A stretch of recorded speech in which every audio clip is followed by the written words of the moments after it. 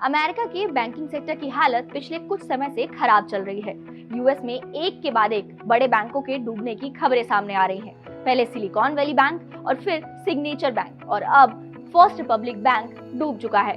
मार्च में बैंक की हालत में सुधार के लिए कई बैंकों ने इसमें पैसा लगाया, लेकिन अब इसे बेचने की नौबत आ गई। बैंक के डूबने के बाद JP Morgan chase and company इसे खरीदने के लिए तैयार हो गई है। सोमवार को ये खबर सामने आई। US Federal Deposit Insurance Corporation यानी कि एफडीआईसी की एक रिपोर्ट के मुताबिक JP Morgan First Republic Bank के सभी एसेट्स को खरीदने के लिए तैयार है।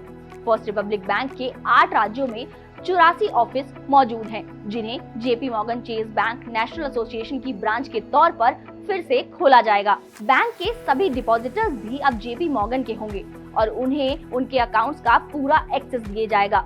इसके साथ ही रिलीज में ये भी बताया गया कि जब तक ये प्रोसेस पूरा नहीं हो जाता तब तक ग्राहक अपनी मौजूदा ब्रांच को ही इस्तेमाल करते रहेंगे। इसके साथ ही एक लॉस शेयर एग्रीमेंट के तहत एफडीआईसी और जेपी मॉर्गन चेज बैंक के लॉस और लोन में जो रिकवरी होने वाली है उन्हें बांटेंगे। बता दें कि 13 अप्रैल 2023 तक फर्स्ट रिपब्लिक बैंक के पास कुल 229.1 बिलियन डॉलर के एसेट मौजूद थे, तो वहीं डिपॉजिटर्स की कुल संख्या 103.9 बिलियन रही, जिसमें से जेपी मॉर्गन ने करीब 173 बिलियन के लोन्स, 30 बिलियन डॉलर की सिक्योरिटीज और 92 बिलियन डॉलर के डिपॉजिट्स का अधिग्रहण किया है। फर्स्ट रिपब्लिक बैंक अमेरिका के बड़े बैंकों में से एक है।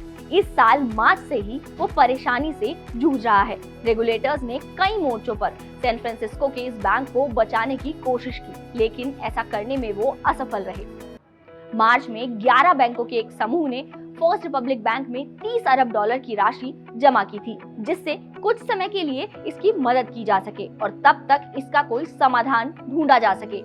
इसके जेपी मॉर्गन के अलावा Citibank, Bank of America, Wells Fargo and Company, Goldman सैक्स और मॉर्गन स्टैनली शामिल हैं। शुरुआत में बाकी बैंक इस डूबते बैंक में पैसा लगाने से हिचक रहे थे, लेकिन कुछ इसकी नीलामी होने पर इसे खरीदने को लेकर काफी दिलचस्पी दिखा रहे थे, जिसमें कि सिटीजन्स फाइनेंशियल ग्रुप, पीएमसी और फाइनेंशियल सर्विस ग्रुप का नाम शामिल है।